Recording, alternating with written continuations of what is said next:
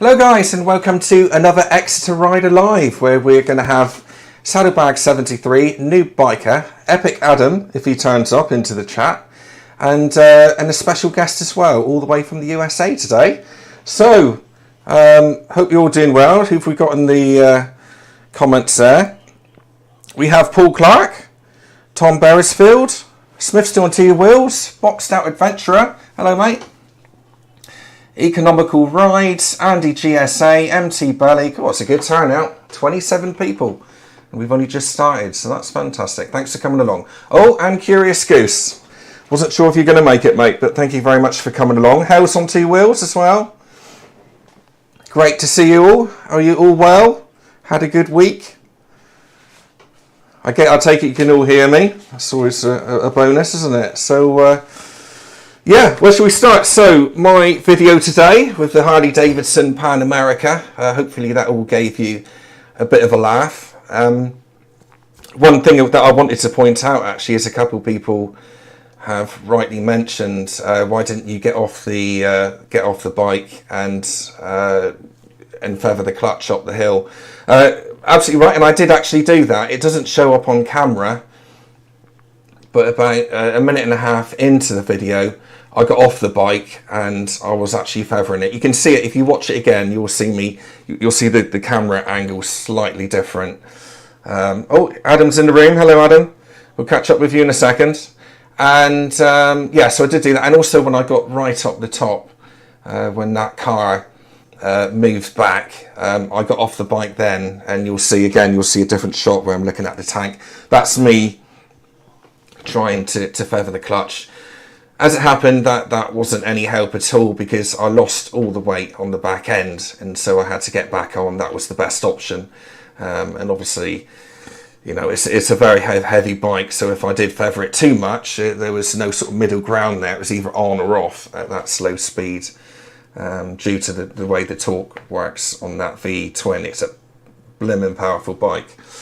So yeah, so that I did actually get off the bike, but you just don't really see it. But if you re-watch it, it is a little bit more obvious.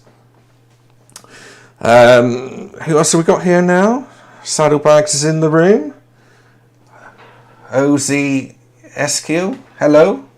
Thanks for coming along. 37 people on now. I just want to mention another channel. Not so much a shout out, but somebody who's got an issue with his channel at the moment. He needs to get in contact with YouTube, but he can't unless he gets to 1,000 subscribers. And what's happening is he's gaining 50 subs a day, and then 50 subscribers are coming away the next day, and so on. That keeps on happening. So there's a problem there, but you can't get in contact with YouTube until he gets to 1,000 subs. He's nearly there. I think he's at about 950 or so. The channel name is Economical Rides, which I'm putting up here. It's a very laid-back channel. It's a chap who lives in Spain, expat, lovely bloke, and really nice videos that he makes. Always in the sunshine, it seems, because he's in Spain. So, but I guess really it's an ask, really, if you guys can just check out the channel.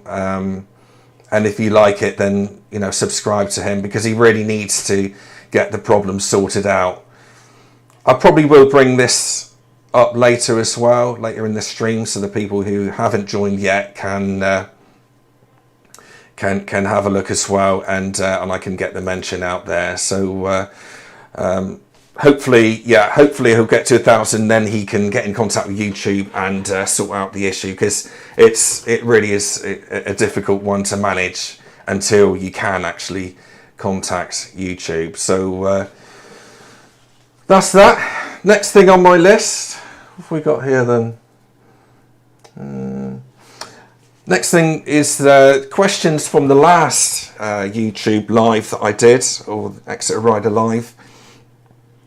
I had a couple of questions which I missed in the comments. Now today I've set the camera up in a different angle so I can see the comments a bit more.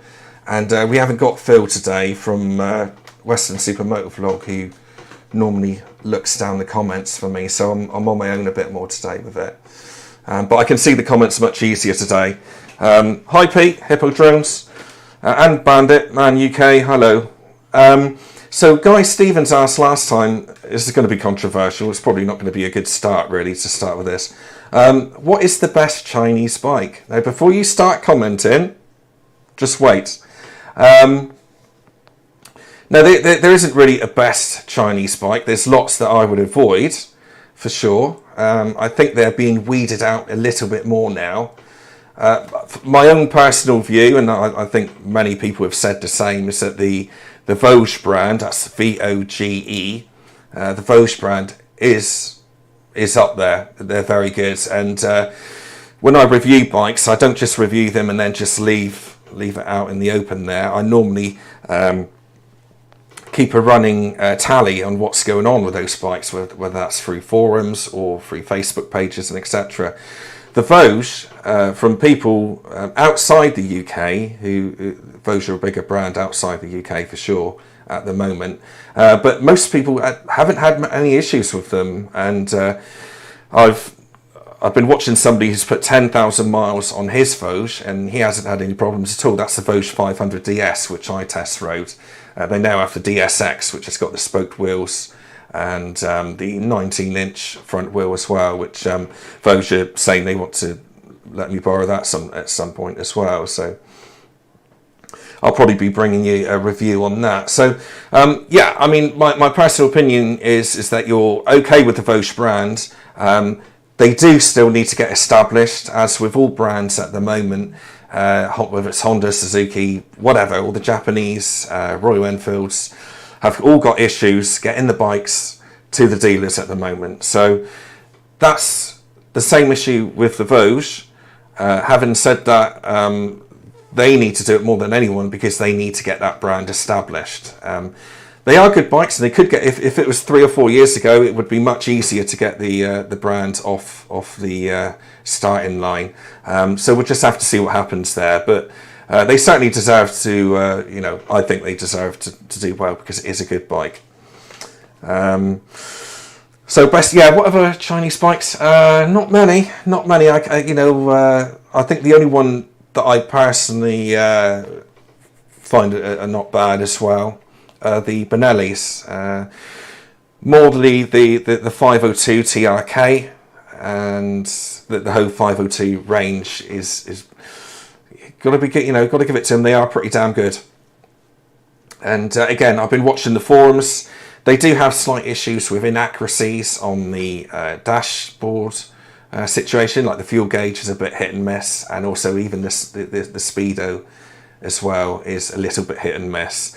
But the parts are readily available, which is always a good thing. They do have a big warehouse in the UK where they stock most of the parts. I want to say all of the parts. I think that's a bit brave, but they do stock a lot of the parts. So again, I'm not saying they're absolutely brilliant, because I haven't even ridden the 502 TRK yet.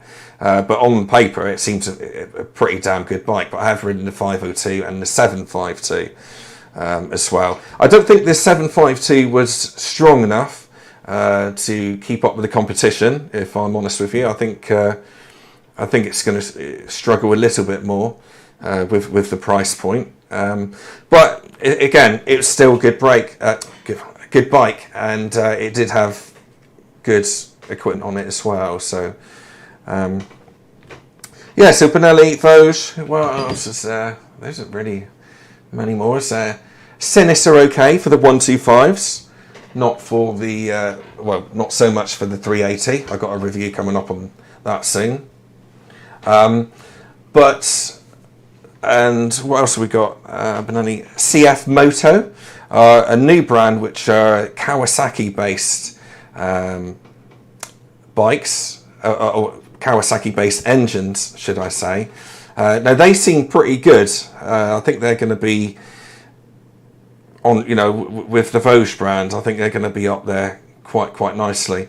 So we'll see what happens there. I'm hoping to be able to get myself on a 650 soon, on the CF Moto. So as I say, very much like the Kawasaki's, and they are based on the Kawasaki engine. So I think they're going to be up and coming, and again, as long as supply can get through, and more importantly the spares backup and the dealership network, which is always the key things, that's always the make or break, then we should, you know, that is a brand that should do pretty damn well. And you know, politics aside, you know, there's things I don't like that happens, you know, in China, but that's what you hear from the press. I'm not saying it doesn't happen, but there's more good happens than bad. Unfortunately, it's just the bad stuff that you hear and all the crappy bits through the press, isn't it? So there you go. That's my opinion on that, and I think that's it. So Benelli, Vosges, CF Moto, and I don't think I'm missing any more. Somebody's written down CCM. I'm not quite sure what you mean there, Juby. I'm probably that's probably something else to do within the chat. So that's my opinion on that. Okay, Howie said he's got a YouTube channel as well. Howie752. I don't know if you were in the chat there, Howie. He said, "Have you fixed the bracket on the BMW yet?" Answer is no, I haven't. For those that don't know, my bracket broke on the BMW. It's only a little tube, you know, sort of about that long, whatever that is, about 200 mil. Tubed piece, which is broke, so the screen is rattling around. I've got it in a box and to send to Saddlebags, believe it or not. But I just haven't got round to actually posting it yet. I was going to let it be a surprise for him, so that's that blown out the window, so he can weld it for me. So that's my options at the moment, and I was thinking I might just buy a new one. The frustrating thing is that because it's a BMW, that little piece of tubed steel is £80 for that, which is just a total joke, you know, for that. But is what it is. So yeah, I'm debating at the moment, Howie, whether I get that fixed or whether I send it to my mate to be welded. We'll see what happens there. And Sinriser said that I look like someone from NASA. I just thought I'd chuck that in there. I have no idea what that's all about, but there you go. So how are we doing in the comments? We have Yes, you're right there, Smithster. Yeah, trying to get the Vogue into the dealers is the problem. It's just all logistics at the moment, isn't it, at the end of the day? Sinus, Curious Goose has a Sinus, and he says my fuel gauge changes accuracy depending on what fuel I use, which is a bit strange. Yeah, that is strange. I haven't heard that one before. Oh, there's Howie. That's all right, mate. How you doing? Good to see you. Thanks for coming along. And yeah, I won't sit here reading down the comments, but okay. So Tom says, does anyone do any dirt bike riding in the chat? Yeah, I think there is going to be a few there. I know Hippodromes does. He's quite an expert at that. Saddlebags does a bit of it as well. Is it dirt bike riding or lanes? It's the same thing, isn't it, at the end of the day? So that's that one. Right, is that all on my list? I think I had a few more things to say. Today's intro. Yeah, just a quick thank you as well to everybody who's watching my channel during the winter time. I have, as you can tell, made some videos in the summertime, which I always wanted to post in the winter time because I think it's just nicer viewing to see what's coming up, and at least in the winter time when it's cold and horrible, you can sort of see what's, you know, we've got something to look forward to, and it's just nice to watch, isn't it? Anything's better than the BBC and all the crap they put on telly these days. So yeah, so thanks for sticking with me with that. The ratings at the moment, I'm getting really terrible view ratings at the moment. It's to be expected at this time of year. So but thank you for sticking with me, the new subscribers and the old ones, and thank you for liking as well. That's really important to me, so thank you very much for your support, and I do realise the support I do get, so thank you. Done that. So, yeah, well, I think that's about it at the moment, so that's all I want to talk about. So what I'm going to do, I'm going to bring in a special guest later on down the line. But first of all, I'm going to bring in the lads.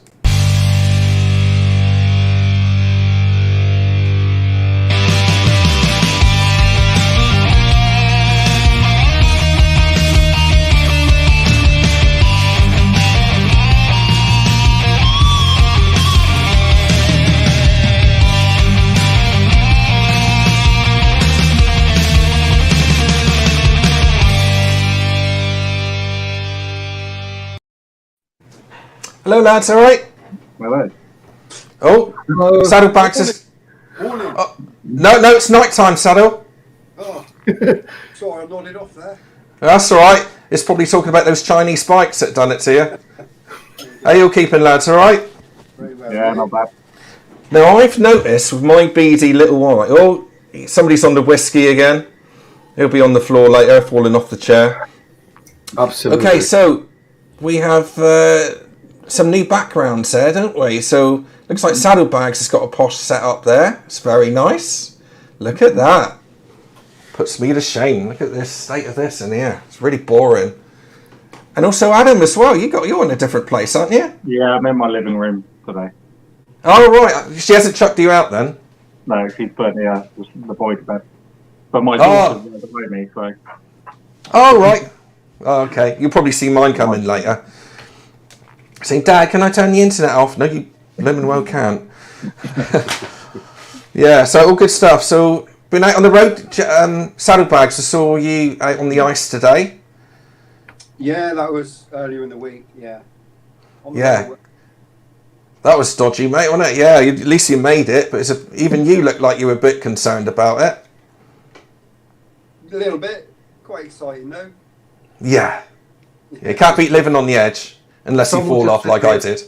It's almost as slippery as wet grass. Yes. Yeah, that's it, yeah.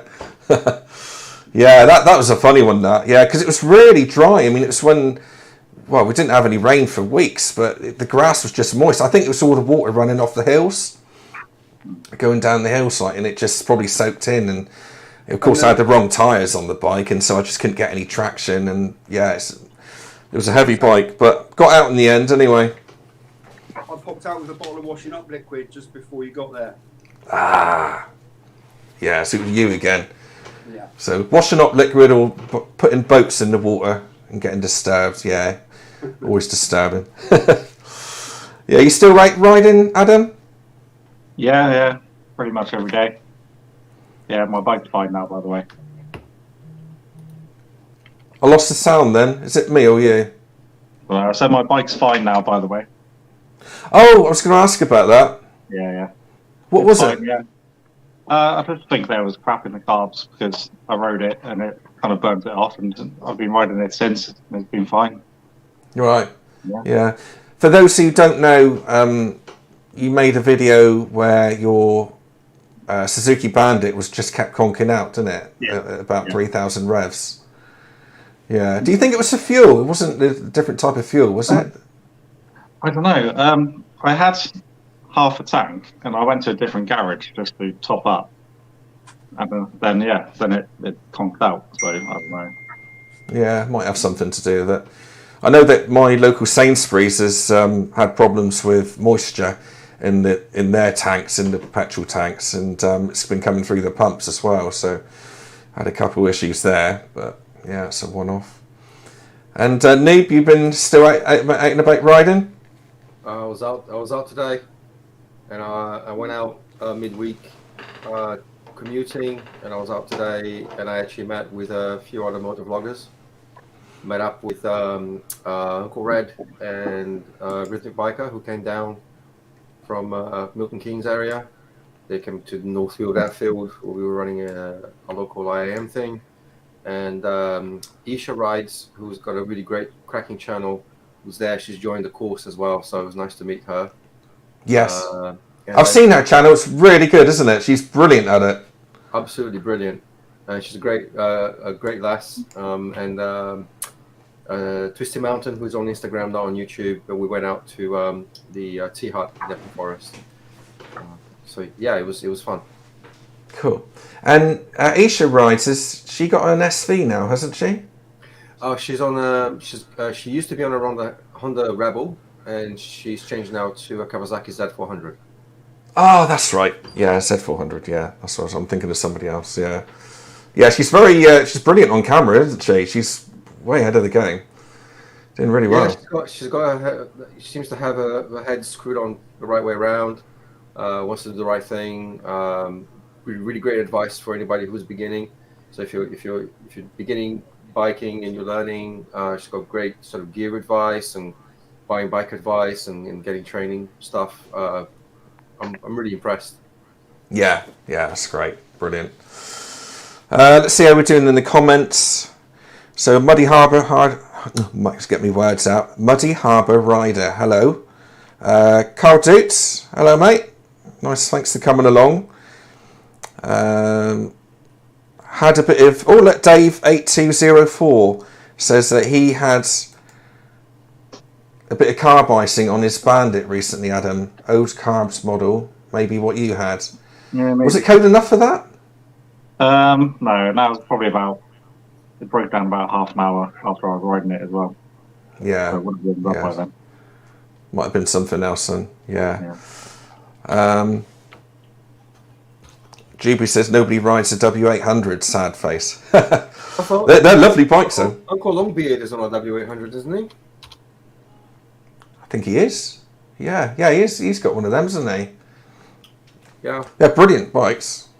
And he's doing a fantastic Iberian tour right now as well. I'm really enjoying that. Yeah, I haven't watched him for a long time actually, but I test rode one of those back in 2018, I think, and they're really good bikes, really top quality, really nicely made.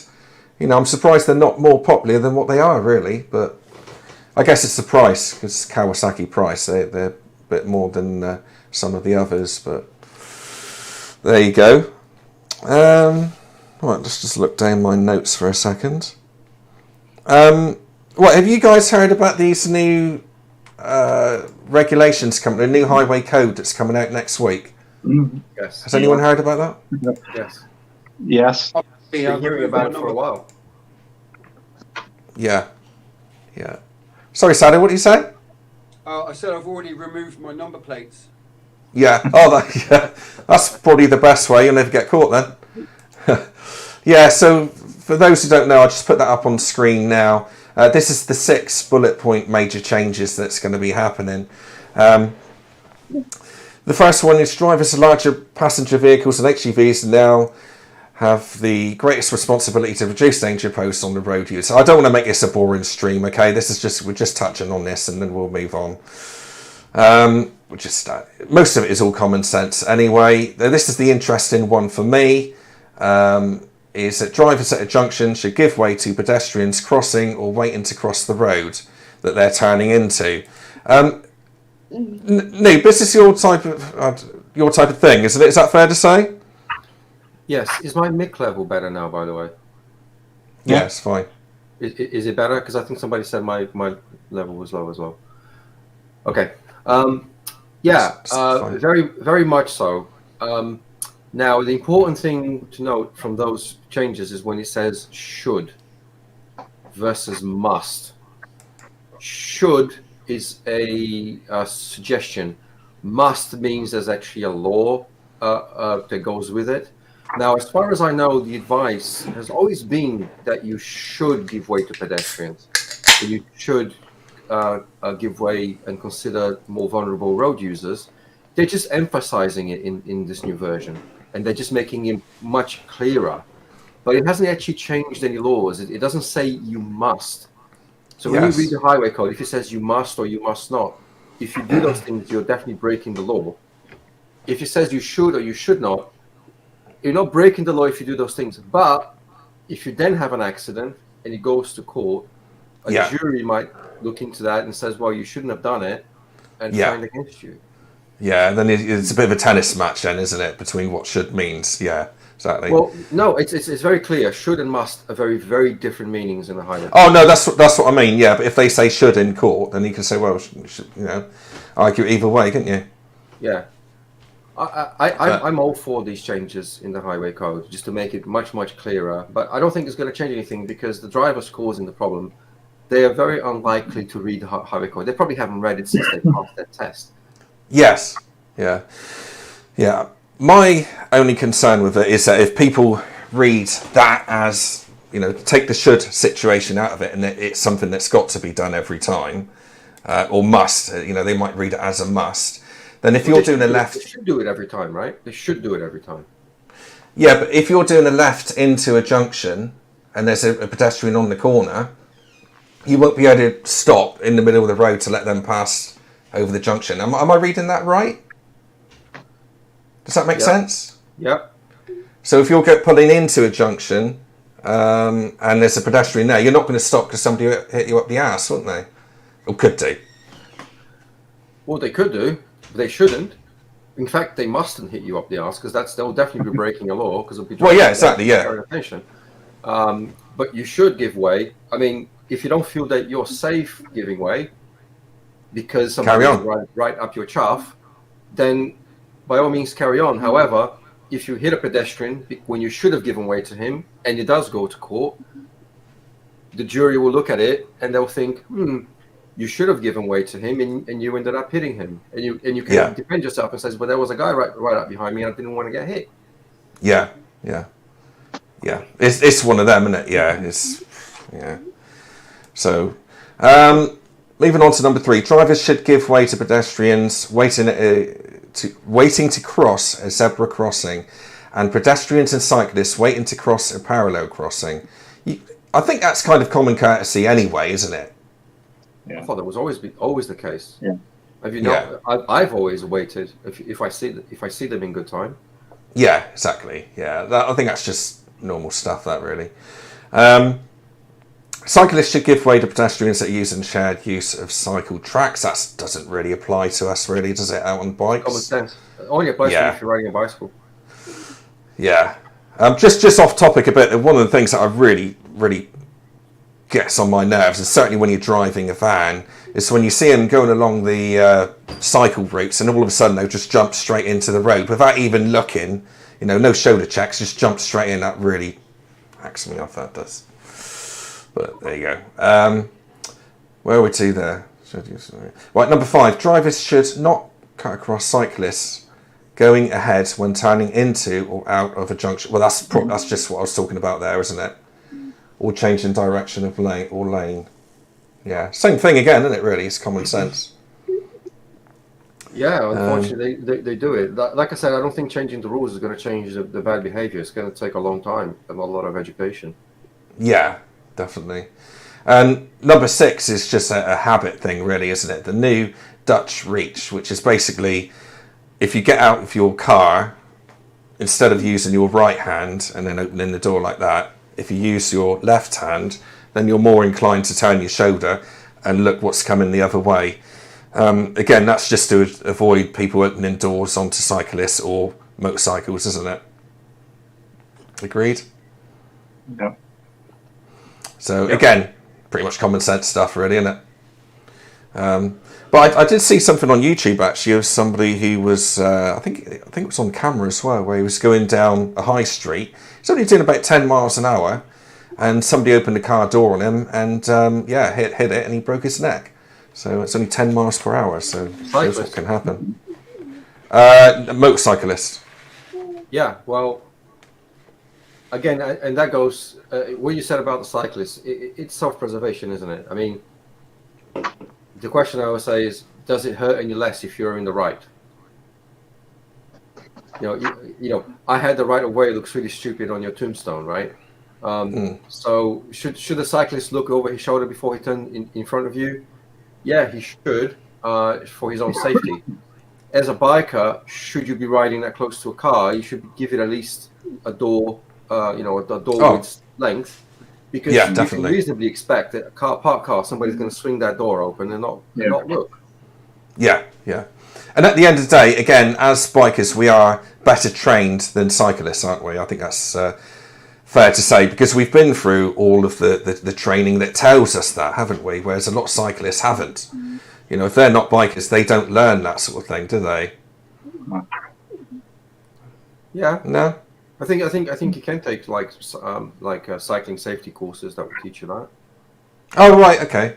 Well, yeah, you can do, but most people don't. So they don't have to do it, do they? And most drivers don't either. No.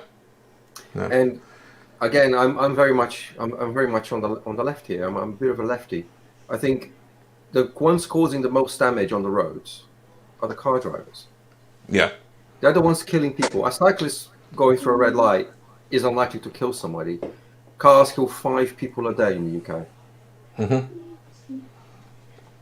Yeah, that's right. Yeah, so can only be a good thing. And also there was mention about mobile phones. You're not allowed to flick through them now to change your music or take photos or videos. Why would you be doing that anyway? I don't know, but Yeah, because was it Frank Lampard that just got away with it? I don't know. I haven't heard about Yeah, that. Frank So. Lampard just got away with it. He was caught by a guy called Cycling Mikey, this Dutch guy who goes around with camera and reports phone drivers to the police. And you got the top lawyer to basically say, well, you can't prove that he was actually making a phone call. He could have been scrolling through a music playlist. Because the only thing that's unlawful for you to do is to be making a phone call right now. But they're changing that. The law is definitely changing on that. You're not allowed to actually handle a device in any way whatsoever. Because up until now, you've been able to say, well, I wasn't actually making a call. I wasn't talking to anybody. I was just going through a playlist, which you're still taking your attention off the road. Yes. So Frank Lampard got away with that because he was on camera using his phone and holding a cup of coffee. All right. And basically riding with his palm, and he got let off because they couldn't prove that he was actually using his phone to make a phone call. Yeah. That law is changing, and so exactly. He had a coffee in one hand. Sorry, I was gonna call him a naughty word there, but he shouldn't have. And from now on, if you're doing that, it will be illegal, and you will get points. Yes. Yeah. So see what else we've got in the comments. Paul Keating can't join having to ride home. Oh, drive home. Shame, he says. That's all right. Dave, I can see a lot of people being rear-ended by giving way to pedestrians. That's exactly what I was talking about, Dave. Crossing the road when they want to turn into. That is giving drivers credit for far more observational skills than the reality. Yeah. Hi, Quinn Peaks. Thanks. I think you have to judge. You have to make a judgment. You should give way to the pedestrian. You should, but also you must be safe first. You know, safety first, legal second. Yes. But you must make sure you're safe, and if you can reasonably say, I didn't feel safe giving way, then it goes to. I think at that point it goes to a jury. As long as you don't cause an accident, you're probably fine. Yeah. But yeah. Yeah. Again, as drivers, you do that anyway if you can. I do.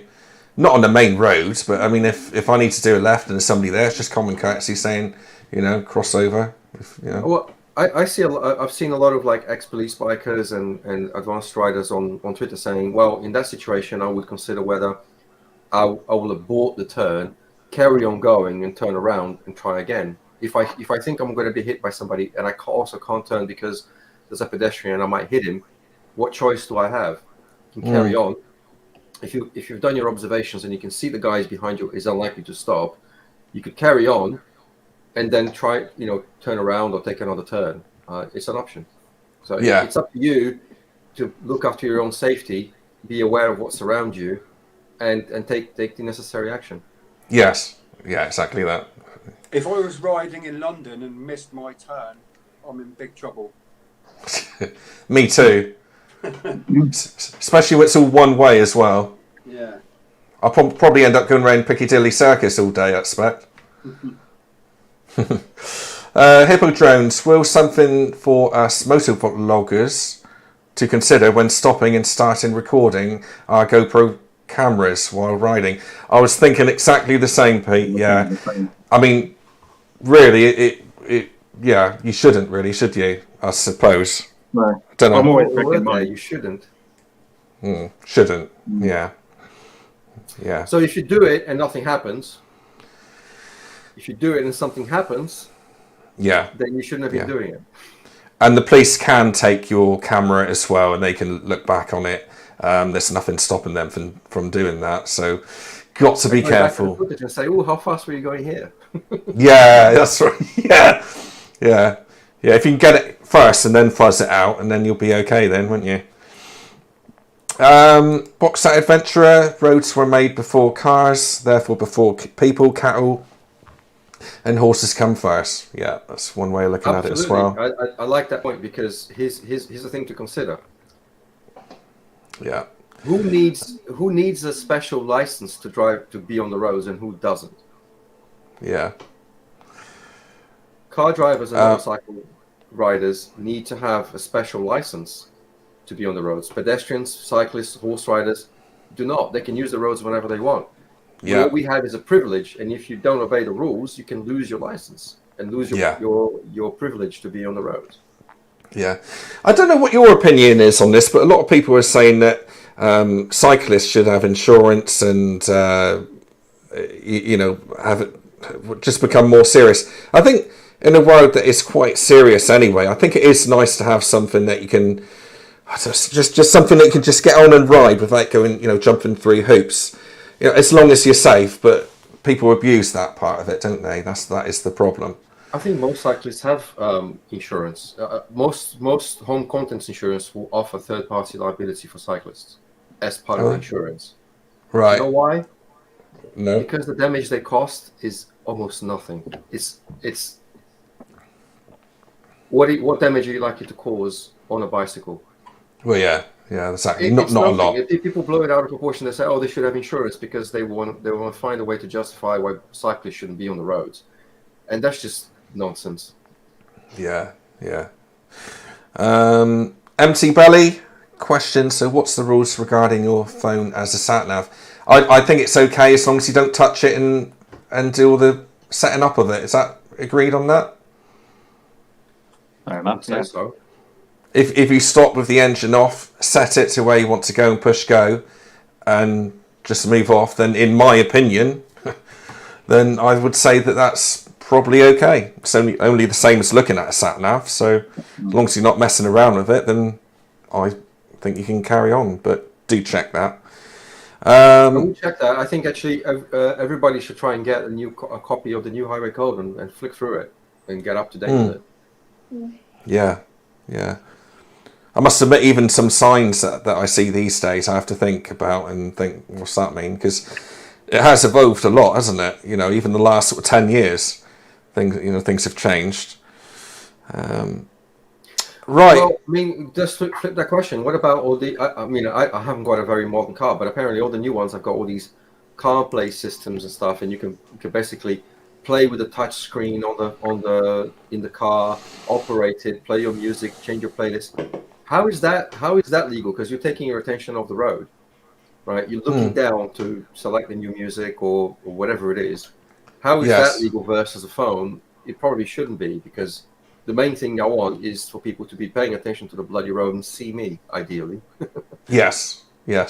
I think the Teslas operate the sort of cabin temperature and everything by a touch screen, don't they?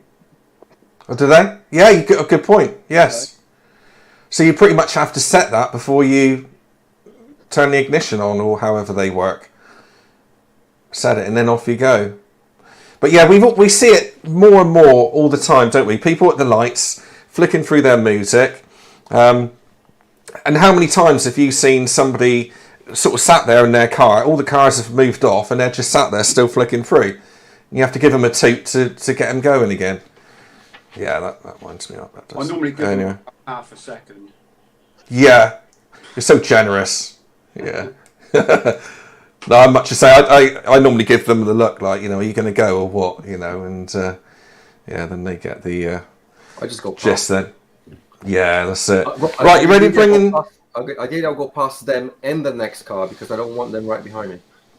No. Again, that's the good thing with a bike, isn't it? You can see some blimmin' idiots out there not concentrating or weaving around, and you just find your opportunity, you pass them, and then you're out of danger then, aren't you? Or move a couple cars down.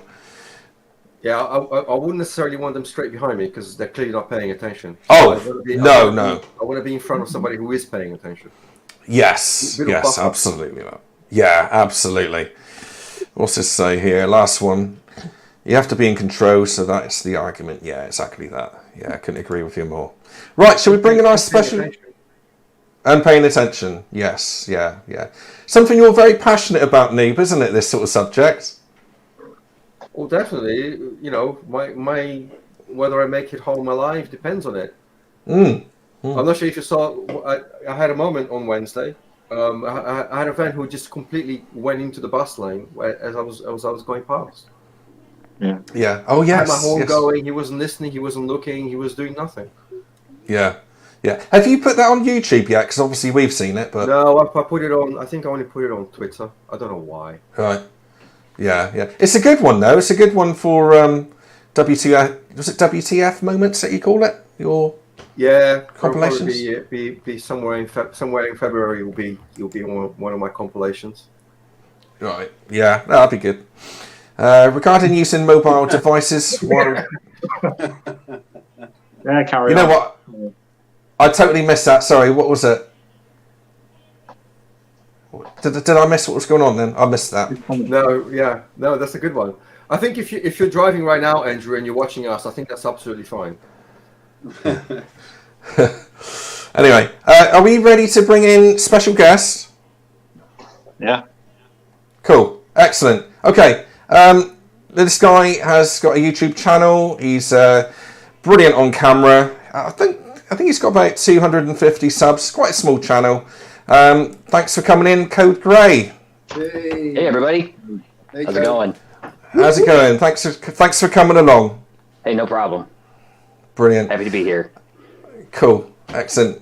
First things first, can you tell us a bit about yourself, what bike you ride, and how long you've been doing YouTube? Well, I've been doing YouTube for about maybe 10 months now.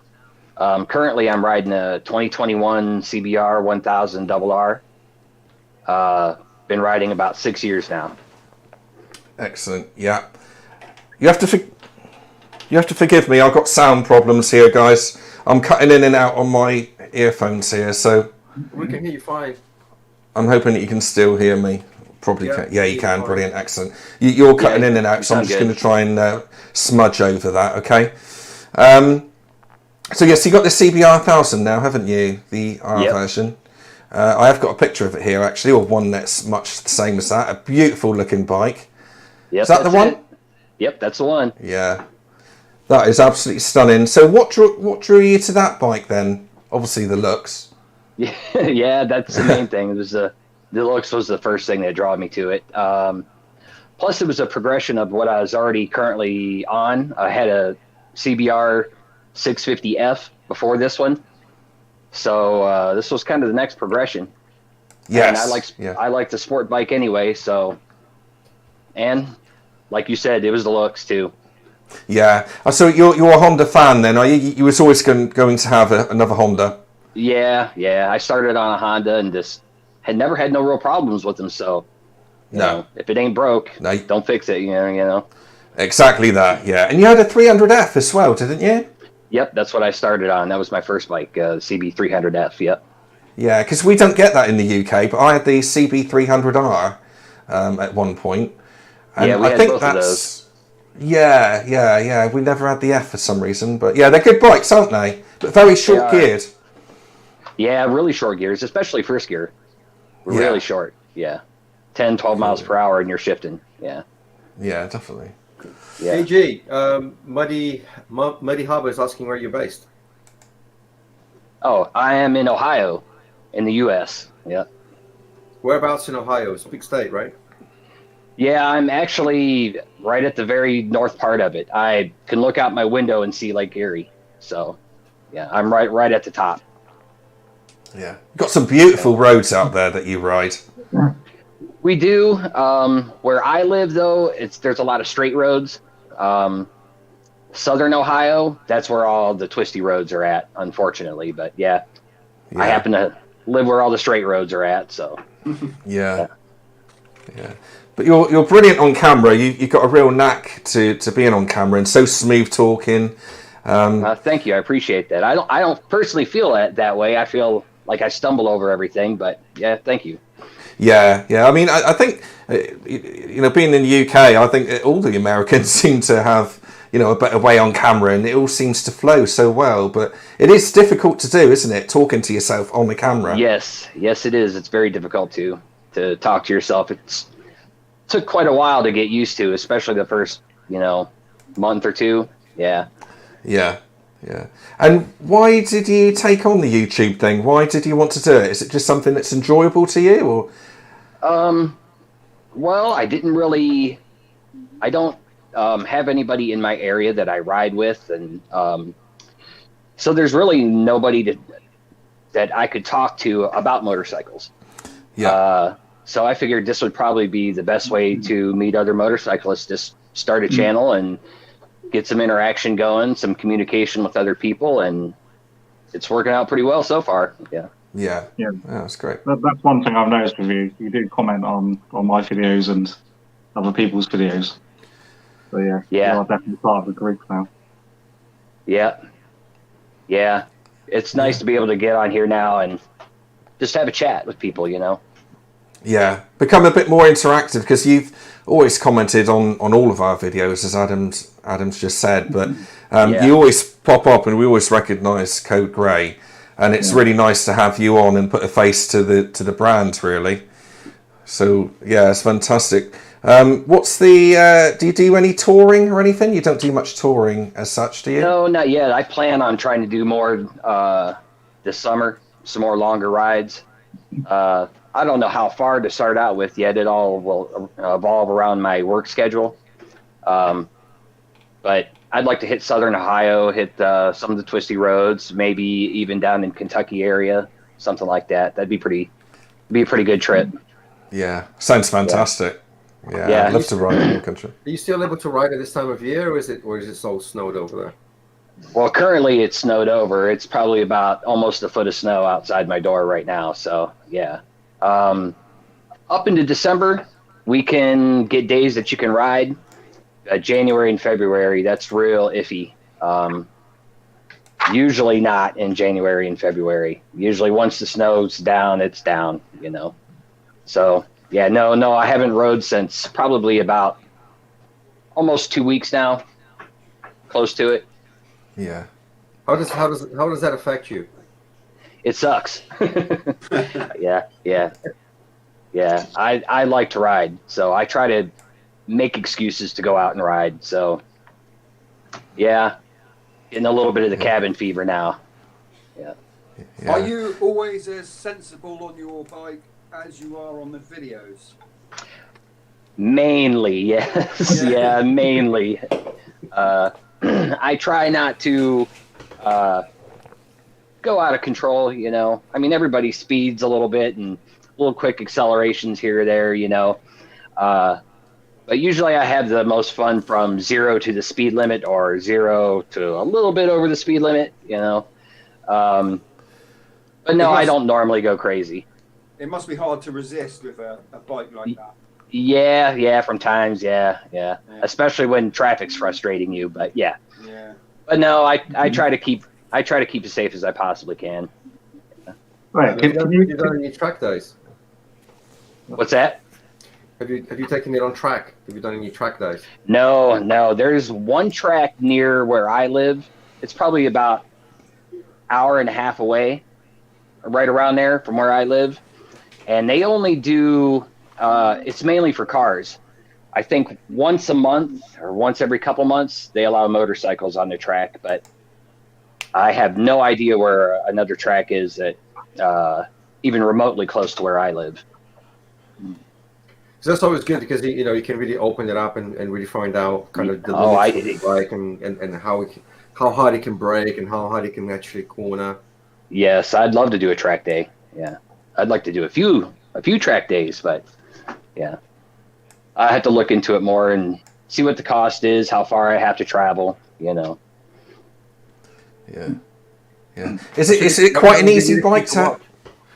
Is it quite an easy bike to hold back as well, to ride slow and do the speeds? It actually is. I thought it wouldn't be, but it's really not much more difficult than my 650. Yeah. Once you get it to around 6,000 or 7,000 RPMs, then it gets quick. Yeah. I found exactly the same with the CB1000i that I just ridden, which I believe shares the Fireblade engine. Is it a Fireblade yours? Yep. Yeah, they still call it Fireblade, don't they? Yeah. Yep. Same engine, but when it hits 8,000, it just you just got to hold on, haven't you? Yeah, you got to hold on. But below that, it's pretty tame. You know, it's tame. You know, it's easy to ride. Yeah, it's controllable, isn't it? Controllable power. Yeah, Yep. they've got that spot on, and very smooth as well, like all Hondas are. Yeah, probably much the same as your SX actually, Noob, isn't it? SX 1000 that you've got. Well, in terms of I think the Fireblade's got way more power. Got way more power, but it's still controllable, isn't it? Like in the sort of 90s, you give a bike a bit of a twist on the throttle, and it'll just go, wouldn't it? Whereas these days, the electronic fuel injection has tamed it down. It's much more controllable. I guess you haven't been riding as long as me, so I suppose. No, I'm a noob, so that's hence the name. Noobbiker. I only actually passed my test in 2017. Yes. Yeah. No, fair enough. I Yeah. was 650 for a while, and I only got the 1,000 just before lockdown began, 2020. Yeah. Noobbiker. That's why I called Noob. Yeah. Huh? That's why I called Noobbiker. That's why I'm a noob. Yeah. Where did your name come from, Code Grey? I was trying to figure out what kind of name I was going to make for my channel. And so what I was trying to do was kind of create an anagram of the letters in my real name. And I was sitting at the computer, and what I had so far on the screen, because I was trying to come up with something, was code. And my kid come in and said, "Code what? Code old?" Because he teases me about being old all the time. So, yeah. So I said, "Well, I'm surprised you didn't say Code Gray, since my hair's gray, you know." And then it kind of just stuck with me. It kind of had a good flow, and I just went with it, you know. Yeah. And how many videos are you knocking out, a month? Is it one a week, is it? Or It's usually one a week, yeah. I don't have one this week. It's been kind of a mess outside. But yeah, it's usually one a week. Yeah. And it's mainly vlogging, isn't it? As opposed to any garage or mechanical stuff or anything like that. Yeah, well, that's the thing. I don't have a garage. So I have to bundle the bike up under a bike cover and tarp, outside right now. Yeah. And no, I'm not much of a bike mechanic either. So, I'll do some of the usual stuff, oil changes and cleaning the chain and all that stuff. But no, not much garage stuff. No. It's good subjects that you talk about anyway. You seem to be quite creative like that and pick things out of thin air, which to us seems really difficult to motovlog about anything, really. Yeah.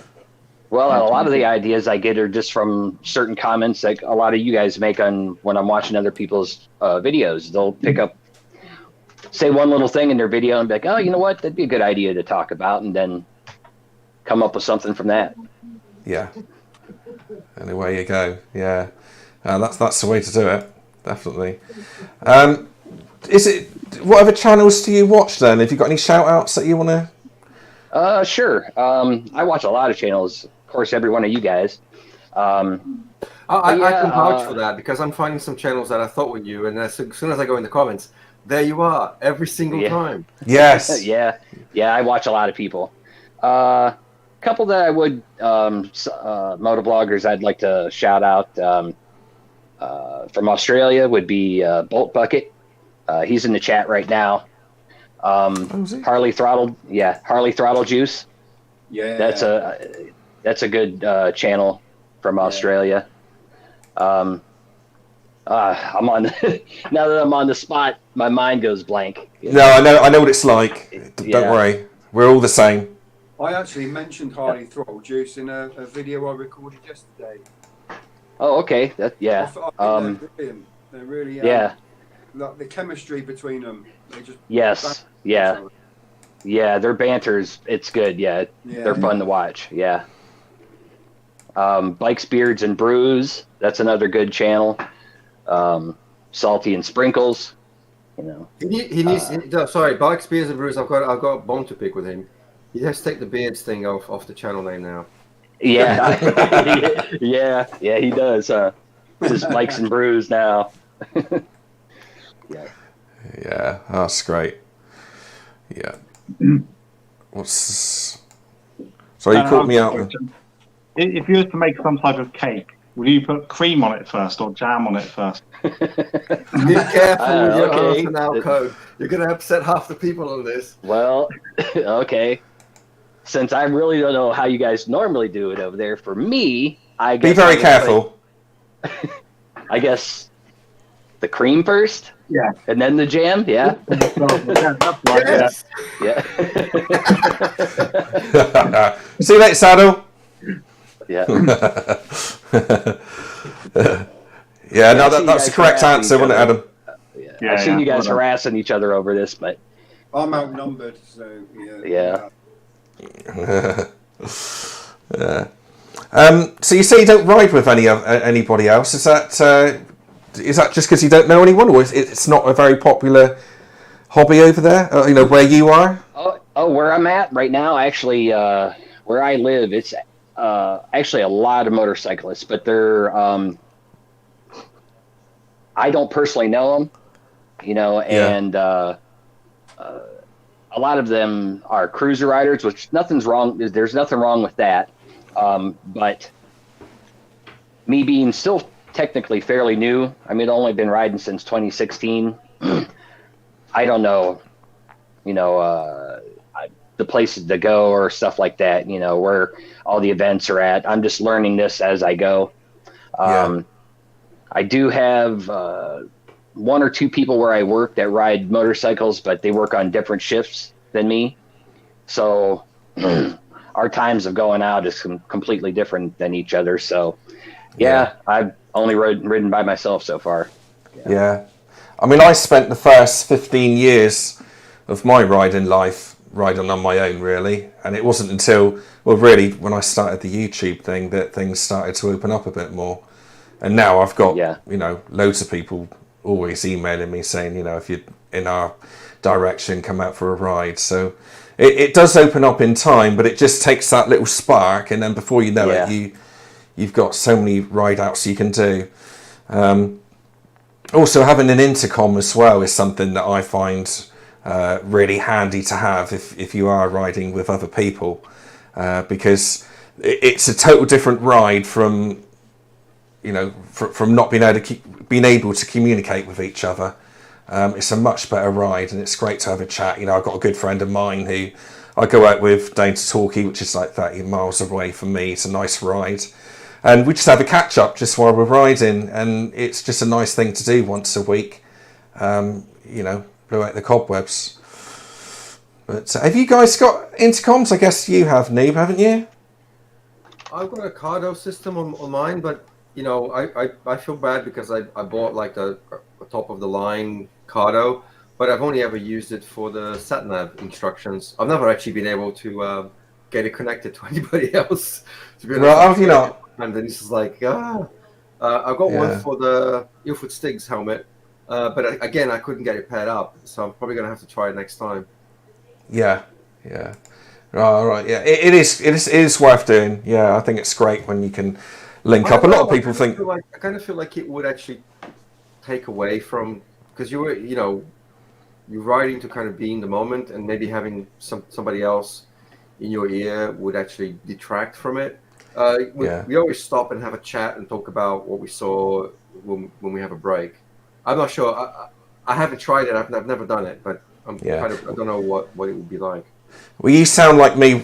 Exactly what I said 4 years ago before I had mine, and now when we go out, me and my mate, we wouldn't be without it. And it's really handy as well if you see a patch of gravel or dare I say ice in the road or whatever, then you can warn each other. And it's just a good warning system, really. Or dodgy drivers, or if you get lost, or one part. What it's like when you're riding with. There's some good vlogging. I don't know if you guys know a channel called Crazy Legs on a Bike. Oh yeah, I'm subbed to him as well. He does a lot of riding with what's the other guy? Fasty rides. That's it. Yep. Again, every bloody channel. Yeah. They do a lot of like dual, and they've actually managed to kind of wire the intercom sound into the GoPro as well, so it actually records on the same track, which makes it much easier to sync up. And the banter in that channel is top notch. Yeah, I agree. I do like it when you see the channels where they've got one camera on one bike and one on the other, and it chops between the two, and you get, like you say, you get the banter between the two bikes then, and it makes for good viewing, that. But yeah, that's cool. Yeah, not for me. Some of the stuff they've done to actually get the thing to work is running extra wiring in the helmet, and I think Fasty said he had to actually cut a little channel in the EPS foam to put the wire in, and I'm like, that's probably not for me. Bit dodgy, isn't it? Yeah. Yeah, it's a little bit like, no. Yeah. Looks like Rev Bomb's in the room. Hello, Rev Bomb. Thanks for coming along. He's got a good live chat as well that he does every Friday at 8 p.m. So thanks for coming along. What other questions have I got? Okay, moving on to bikes. Are you just fully sports bike, or are you quite open-minded, Code? No, I'm pretty open-minded. I would like to have a cruiser, actually. When I started, went out for my MSF course, at that time, I still wasn't positive what I wanted yet. I wasn't sure if I was going to go sport bike or cruiser. When the test started, I went over and stood next to a cruiser. I was going to learn on that, but we had a lady in our class that was she was a little bit too short for the only bike left, which was a dual sport. So they asked me to swap between the dual sport and the cruiser, which I was fine with. So that's what I learned on a dual sport, and that kind of upright position I liked, in my MSF course.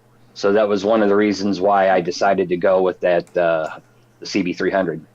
Yes. Is yeah. the MSF course, is that like the basic course for getting a license? Yeah, it's just a basic course. It's a 3-day course.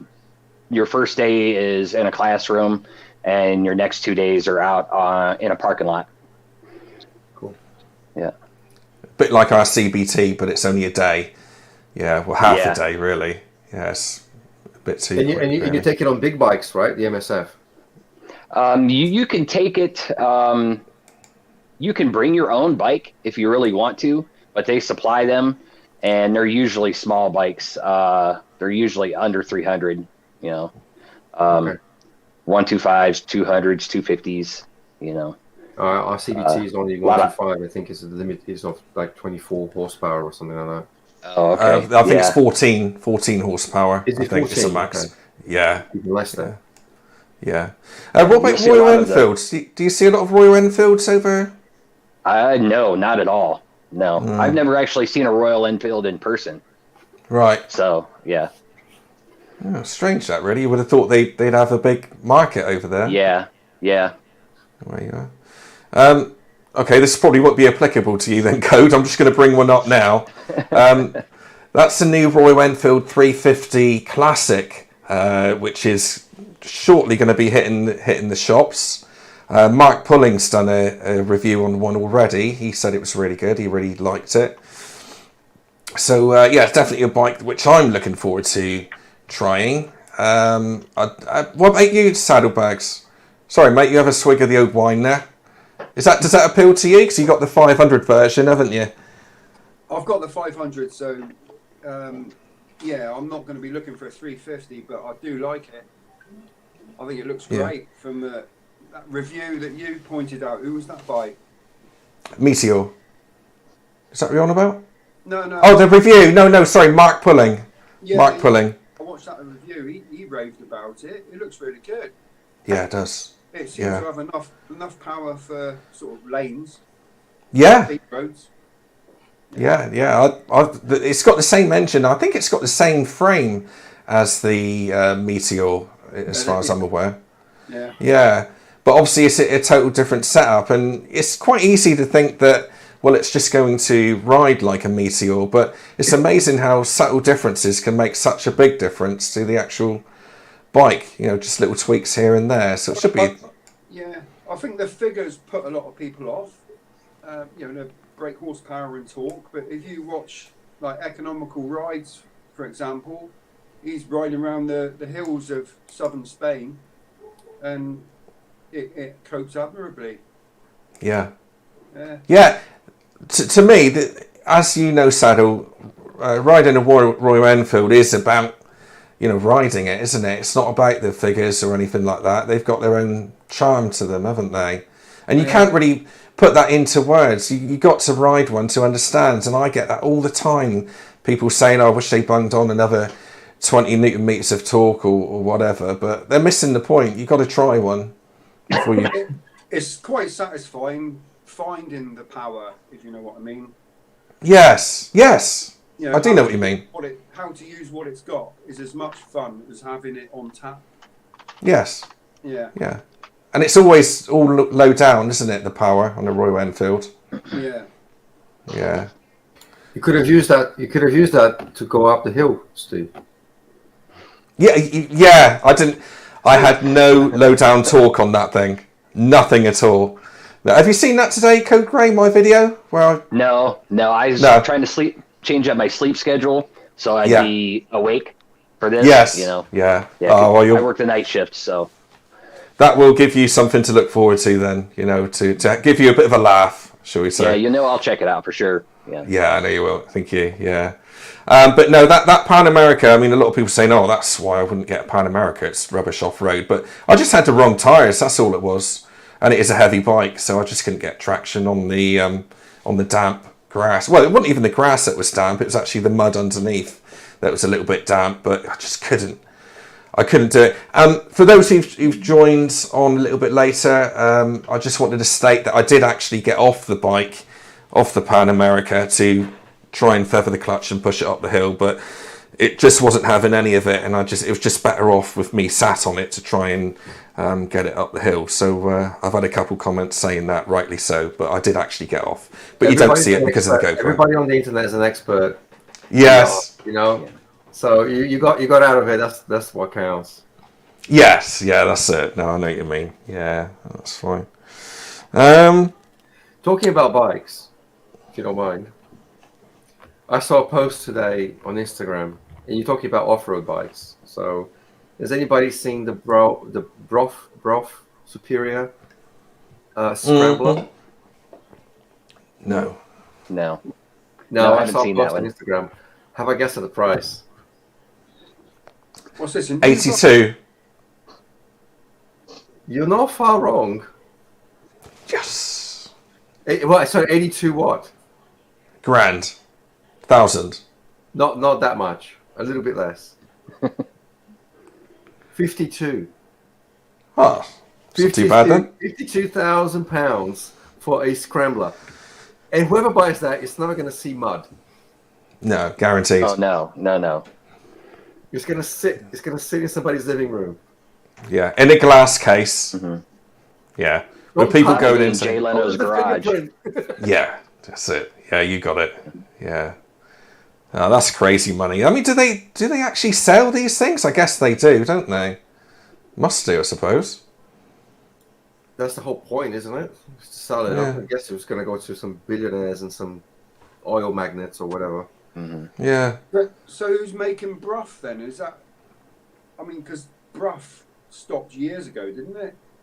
It's being revived, I think. Right.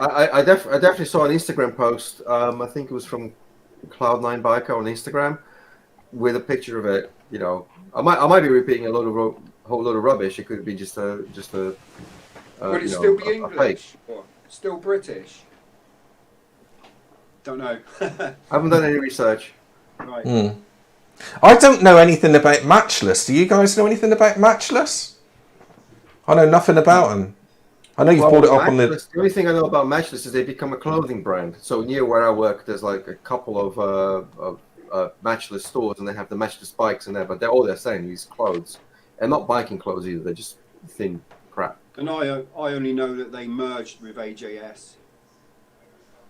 Oh, right. Oh, I didn't know that. Yeah. Because AJS is still making bikes, aren't they? Yeah, but that's Chinese, I think, now. Oh, is it? Yeah. Oh, yes. No, yes, you're right. Yeah. They make the 125s now, don't they? Yeah. And I think they do a 250 and a 400 as well. I think I'm correct in saying. Yeah, so... Yeah. Oh. Do you get many Chinese bikes where you are, Code? Because we're getting loads over here. No, not really. Well, I can't really say that. We don't get many in my area that I personally see. I can't really speak for the rest of the U.S. You know, maybe there could be tons of them, but in my area, no. So in your area, who have you got? You've got a Honda dealer, I take it.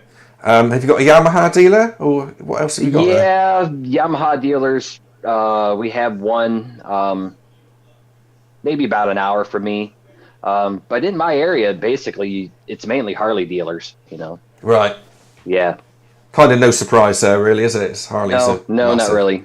Yeah. In my area, you'll probably see maybe one sport bike or adventure bike for every 30 or 40 Harleys on the road. Really? Yeah. Yeah, so. I'm guessing. Has that ever... Sorry. A Harley's, I assume, are more affordable in the States. I don't know what the price difference between our area and yours, but probably a little bit more affordable. They're still expensive, you know, but probably a little bit more affordable. Okay. You got to remember as well, saddlebags. Usually, people buy a Harley, and that's just the beginning of the process. Yeah. Because it's all about customization. So buying the Harley, then you buy the power, the whatever the upgrades are, and customize it, and put, you know, the handlebar. It's just, you know, it's the beginning of a slope. Yeah. Chrome's expensive. Yes. Yeah, right, that's great, guys. I think, are you happy to wrap it now? Have you got any further questions? Yeah, I just want to ask quickly, Kode Grey, if he would mind repeating this after me. Can you hear me? Yeah. I can hear you. Okay. Arizona noon on the 7th of June when they highballed over the pass. Okay, hold on. We'll do this by steps. Arizona noon. On the 7th of June. On the 7th of June. When they highballed over the pass. When they highboard over the pass. Bulldog Mac with a can on the back and a Jaguar Bulldog ass. Bulldog Mac with a can on the back and a what? What's the last part? A Jaguar hauling ass. And a Jaguar hauling ass. Yeah, we got ourselves a convoy. Trucking. Fell right in for that one, huh? Oh, brilliant. Remind me of that. Yep. Every time I hear your voice. Okay. That's great. Thanks. I wanted to ask. So obviously, some of you may have seen my little ice adventure. Did you see Mr. Fish on the 125 in Box Hill? Yeah. Did you see his video? I think yesterday. No. Well, here's my question, right? Because I started watching the video, and he basically bought that 125. Yes, I saw that. Yeah, and he said, "Pause the video now and tell me why you think I bought the 125." And I immediately thought, because you binned it. Yeah. But apparently, he says in the video that he bought it before he binned it. Oh yeah, I noticed that. Yeah. Now, yeah, I mean, okay. I just thought that was amusing. I thought, good. Yeah, no, I think that was. Goodbye. Yeah, it was about 5 or 6 days ago. But yeah, I saw that and I thought, why would you do a review when you've bought the bike, you know, before? Yeah, it didn't make sense really, but what can you say? Happened so fast, though, didn't it? Sorry? Yeah. That happened so fast. It does. Yeah. Yeah, I think you're in the hands of the gods with ice. Yeah. I'll tell you, I consider myself very lucky that I got away with my one. Mm. It could have been so bad. Yeah. Yeah. Very, very easily done. Split second. So I'm surprised you got away with that, I must admit. Yeah, because when I saw that, I thought, oh, that somebody was looking down on you then. Yeah, you definitely should have gone. Yeah. Anyway, guys, yeah, thank you everybody for coming along. Did Phil pop up in the chats today, in the chat room, on the chat side of it, or I don't think he has, has he? I don't think so. No, he's all right. No. Okay. Yeah, but thank you for coming along, everybody in the chat, including MT